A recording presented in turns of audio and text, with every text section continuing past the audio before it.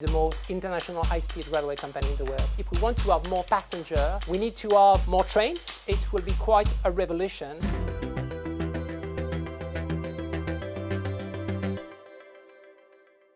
Welcome to The Big Question, the series from Euronews where we sit down with some of the biggest names in business. I'm Eleanor Butler, and today I'm joined by Mathieu Quiolet, Chief Finance, Strategy and Transformation Officer at Eurostar. Thank you so much for joining us on the show today, Mathieu. To start off, can you give us a quick overview of how Eurostar is doing? So at the moment, we are operating in 5 different countries: France, Belgium, Netherlands, UK and Germany. And for the first time this year, more than 20 million passengers will have traveled with us in 2025. So all-time record, which means that more than 400 million passengers have traveled with us since the creation of Eurostar.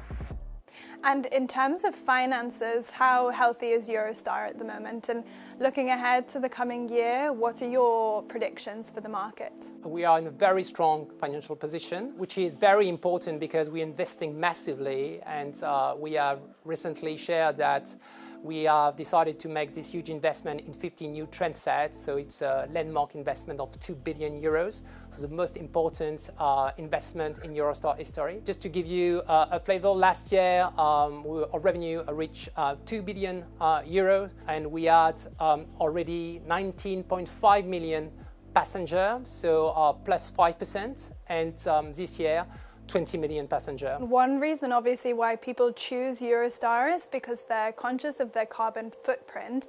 But do you think that this desire to be greener is driving demand as much as we would expect? It's definitely driving demand. It's driving demand in the leisure segment, but even more, I would say, in the business segment. I think companies tend to have a new policy for travel, and we see a growing demand for sustainable travel in Europe.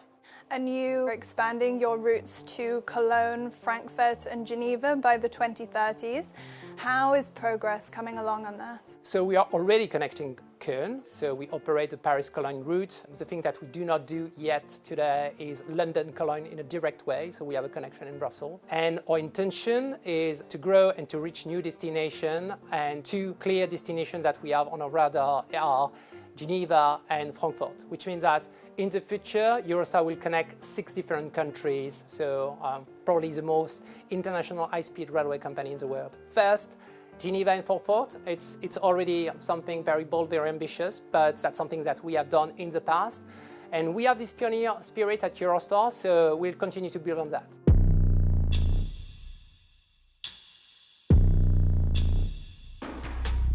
Virgin Trains, Richard Branson's company, was given approval last year from the UK's rail regulator to begin planning services between the UK and mainland Europe.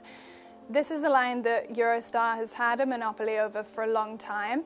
Is this something that worries you? Is this bad news for Eurostar? No, it doesn't worry us.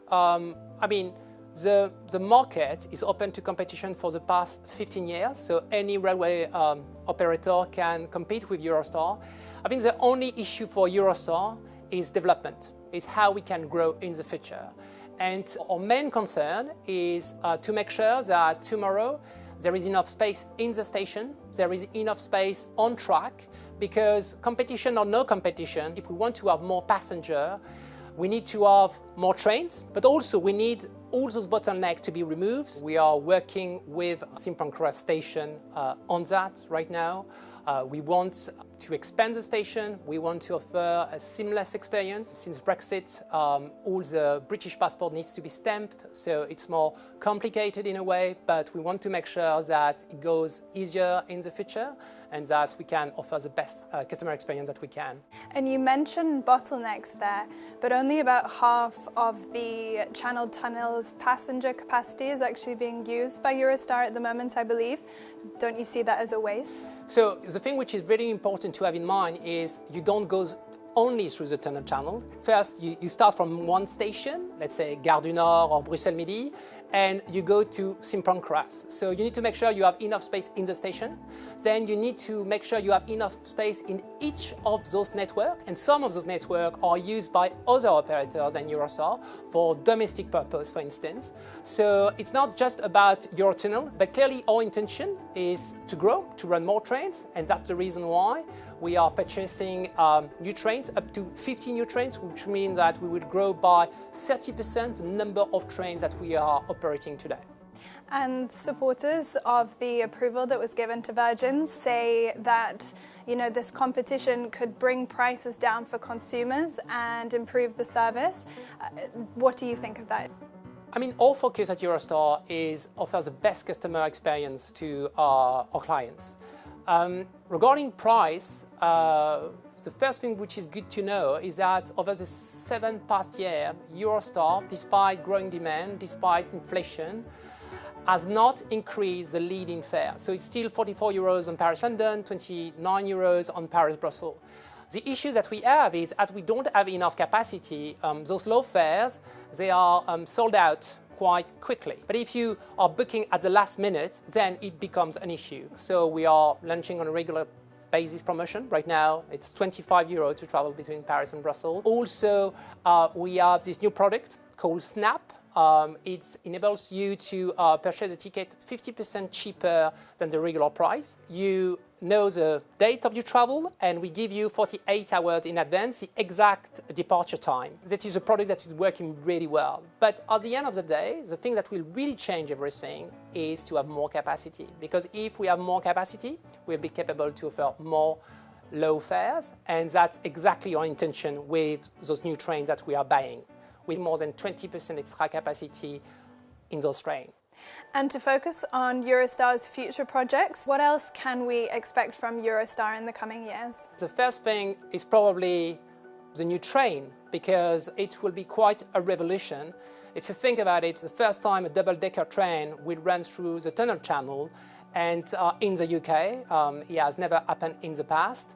The second element is that this train will be fully designed in a very specific way. So it will be a complete new customer experience that we will provide to the customer. We'll continue to invest in lounges. We have new flexible conditions for our tickets. You can exchange for free up to 1 hour before departure. So we wanted to make that as easy as taking your car. So we are working on many things right now. We will continue to work on that. And that's everything we do. Lots to look forward to then. I think it's a good place to leave it there. So thank you so much for coming on The Big Question and sharing your insights. Thank you for your question. Thanks so much. Thank you.